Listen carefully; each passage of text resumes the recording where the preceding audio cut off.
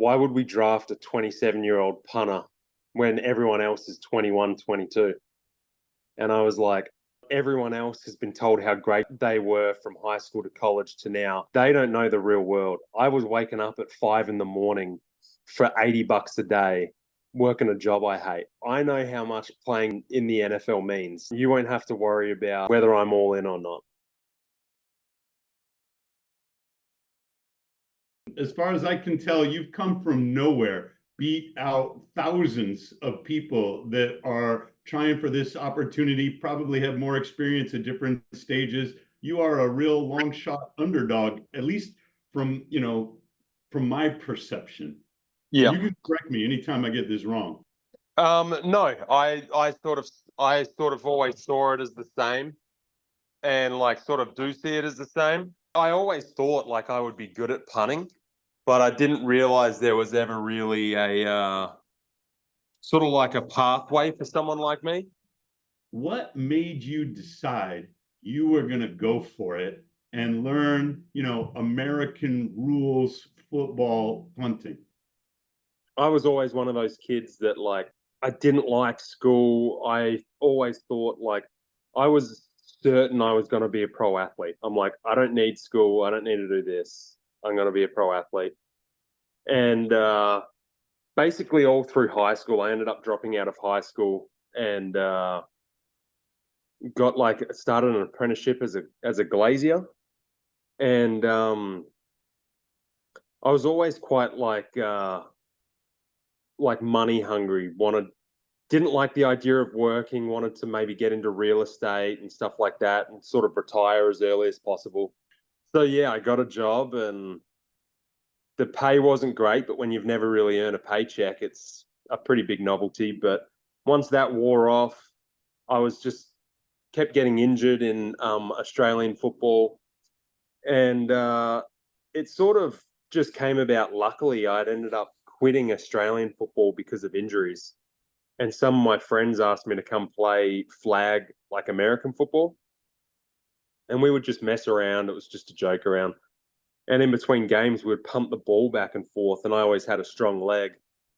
And one of the guys from another team was friends with John Smith, who is one of my coaches, one of my punting coaches in Australia now.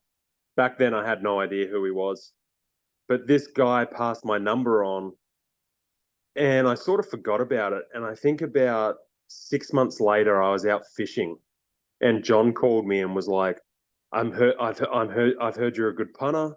You know, Nathan Chapman, the other coach, he's the best at what he does. I'm not here to sort of sell you a dream. I'm just telling you, like, if you want to do it, let me know. If you don't, you never have to call me back, but we can change your life. We can teach you how to punt. We'll send you to America. And so I went home. I told mum and dad and that John Smith, thinks I can go to America and blah, blah, blah. And they thought, being the name's John Smith, they're like, Mitch, sounds like you're getting ripped off. Like, seems pretty risky. I would avoid it. And I'm like, no, it's the real thing. And then I got in contact with Nathan Chapman, and it came out to be a pretty, like, a legit thing. And that's when I sort of started. I handed in my resignation at work. Everybody laughed. It was sort of like a big joke because, I think I was already 21 and I'm starting a new sport and I want to try to become a pro athlete. So it was a big joke at first.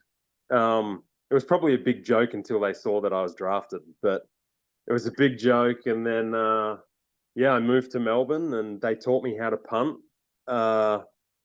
Sort of toughed it out in Melbourne, working at night. Like I said, I wanted to get into real estate. So me and my best mate had actually just bought a house together. So I had to pay a mortgage on the house back in Australia and work at night and train and all that. But it was a pretty cool year. But then you wound up at University of Utah. That wasn't an accident. How did that happen? Yeah, so I got pretty good at punting. Because I dropped out of high school, I had to get my GED and then I had to go to a junior college. So luckily, that junior college was Santa Barbara City College. Um, I met my wife. I loved it there. So we're now married with a kid and another on the way. And Santa Barbara is our off-season spot. But yeah, went there, played a year at Santa Barbara, and then went to Utah and played 3. So that that sort of worked out just because there was an Australian punter at Utah before me, and Nathan Chapman and John Smith just said to the Utah coaches, like, "Hey, we've got another one for you if you're happy with Tom. We got another guy for you," and they were like, "Yeah, sweet, send him over." And then you're doing great. And then you get drafted. Yeah, And you win the award for being the best punter in the NFL. This is the Ray Guy Award, if I'm reading this correctly. that was college, the best punter in college. Oh, that right. All right, so that sets you up pretty well. But I'm trying to Yeah, imagine your college. I mean, at that point, you must have felt like you were surrounded by a bunch of kids. Like, who are these yeah, 20-year-olds, you know? yeah. So I became close with some of the older guys on the team my first year. And then obviously how that works in college is then the next year all the older guys leave. And yeah, I'm just like this old dude that everyone else is 18 and 19. And so the first year I felt like I think I was probably like 23 or 24. So I was around the same age as some of the older guys there. And then like as it went on and I stayed there a few more years, I just got older and they just got younger. But now that you've done it, John Smith and Nathan Chapman, they are back home and they're telling 100 other guys, hey, look, Tom did it, Mitch did it. There's a pipeline. It's possible. And there must be 100 guys toughing it out in Melbourne or wherever else saying, I'm going to go get Mitch's job. Yeah, I think now, at least in college, it's probably 50% Australian punters. Yeah, yeah. So, or it's somewhere close to that. I think the NFL might be like 10% Mhm. or maybe 15% Australian punters. But yeah, Nathan and John have done like some incredible things. How do you stay on top? Yeah, I think that like that hard work and that pushing your body to the limit definitely has a part. Um, One to sort of get you to a certain point. Um, Two, I also think like the mental side of it is like you've got something in the game. I always felt like I had an upper hand because like I would I would work from like I think it was something like 3 in the afternoon till like midnight in a bar, but I'd have to be up at 5 to get to like the workouts at 6. And like there were times where it was hard and I'd be like, oh, God, how long can I keep this up for? But there are also times where it was sort of like you're chasing something that you want to do. Like Yeah. I hated my job as a glazier. So like going from even if it's just 8-hour days and then you can go hang out with your friends or relax or have a few beers, it was just different sort of chasing something that meant something to me. Um and then as sort of in junior college, people would go out partying and I always made an effort to be like when they party, I will go to the field. Even if I didn't really have much to do, I just thought it gave me that mental edge that I was doing something that other people weren't. So I think it's sort of that like really hard work and pushing yourself to like extremes plays a part. At least for me now, I'm very confident and sort of happy with where my punting level is at. And now it's just about like I think physically I'm there. What I've worked on in the last few years, and I think it's helped my game, is like breath work, minimizing stress, cold therapy, different things like that, where like I pushed my physical so much that I felt like I'd almost got to like here. But then the mental side, I really hadn't really explored. So I think now exploring the mental side is where I can get the most out of it, at least. Can you tell me about what the cold therapy experience does for you? So, was it last year? Maybe the year before. The year before, I came back. I'm pretty sure it was to training. No, it was either OTAs or training camp. And I thought I was driving a U-Haul and I had the window down and I thought it was something flew into my eye. And after going to multiple eye doctors, I had central serous retinopathy. And it was cortisol in my retina was causing like it was like a bubble of cortisol, Yeah. and it was messing with my vision. And going to the doctor, he was like, "You're like way too stressed." And I always struggled with like nerves and stuff before games, but it was like, "Hey, that's who I am. That's how it works. It's gotten me this far. Like, deal with it," sort of thing. And then he was like, "You've really got to do something about it, otherwise you might have to do surgery to sort of fix it. And then even then, it can still come back if you don't get your stress under control." And then it was just coincidentally, Mike Posner came and run us all through a Wim Hof, like a breathing session.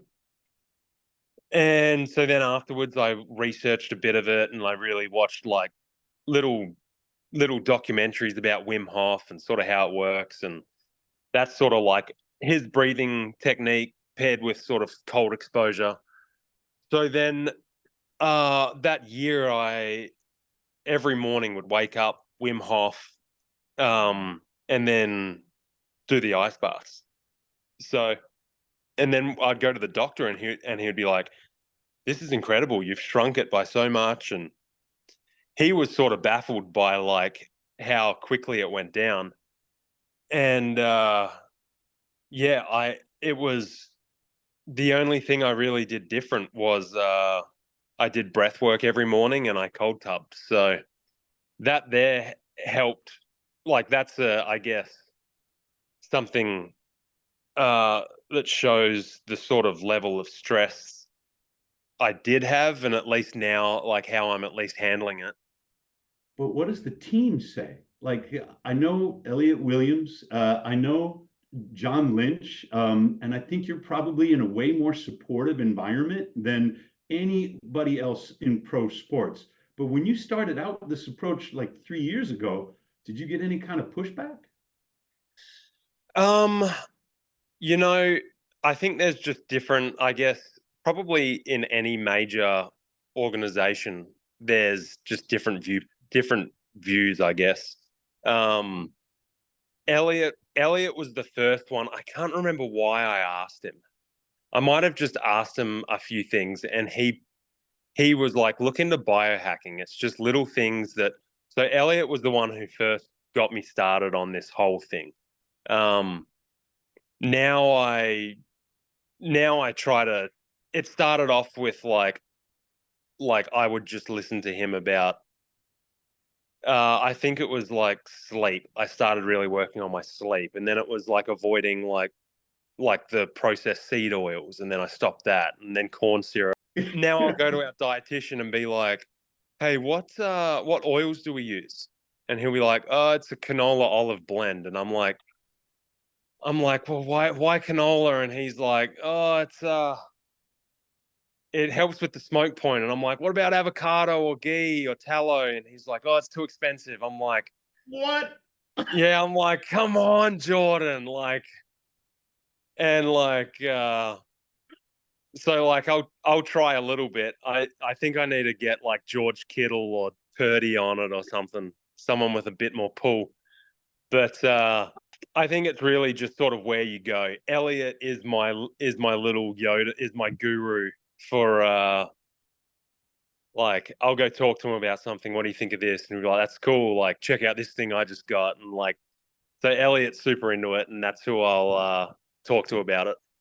I do owe him a debt of gratitude. But when he first showed up in my life, he was like, there isn't really a lot of difference between any of these cold plunge companies, Morozko, Edge, whatever. We could pretty much go with anyone. Why should we go with you? And I was like, this guy just doesn't get it. Well, then we put, 4 units in your hotel in Las Vegas, and guys started calling Scott, and they're like, I got to get a Morozko. How do we get the Morozko? And Elliot got his own Morozko, and he says, I get it now. Like, there's a big difference for me between the 39 and the 32. Have you experienced that difference? So mine's at 36 right now. Mm-hmm. So I haven't got it down to 32. I thought I'd just become like this ice bath weapon that could just sit in there forever until I realized it had turned off and it was at like 50 degrees. So then I turned it back on, and then the next morning I was like, oh, yeah, no, it's hard again. But yeah, mine's at 36, and I think the one at football is like 41, Yeah. and there's a big difference. Just that 5 degrees is very different. The cool thing about it is the ones at football can, like, there's a bit of chemicals in it, and I have very sensitive skin, so it'll sort of mess up my skin. And then, yeah, when I was speaking to Scott, he's like, no chemicals, it has a filter, all this. And I was like, damn, sounds great. I'm also lazy and probably wouldn't like change the water too often either. So it works Good, out you don't have perfect to. for me. You and I have that in common. I don't Yeah. want to change the water, and I sure as hell wasn't going to have chlorine in there. Yeah. It's too dangerous, and my skin is too sensitive for that as well. Have you ever pre-cooled your workout? Because Fred Warner says he's never heard of this. He's always using the ice bath for recovery after a workout. And Huberman says that's fine. I agree with Huberman. Wait 4 hours. If you're going for the muscle gains and the strength gains, wait 4 hours after your workout. Huberman's advice, very sound. But have you ever tried pre-cooling your workout with the cold? So I'm very on that, like, after a workout, you want to like the workout's job is to sort of bring blood and stuff to the muscle, not pull it away. So I don't do it afterwards, maybe like a few hours afterwards, but I always do my cold tub first thing in the morning. So like I have it back in Santa Barbara at my house. So I can't say I tub and work out, but it'll be like my wife's great, and it'll be like I tub, and then I sit in like a little beach chair on my in my front driveway, get some sun, let the sun warm me up. She'll bring me and my daughter out breakfast and a coffee.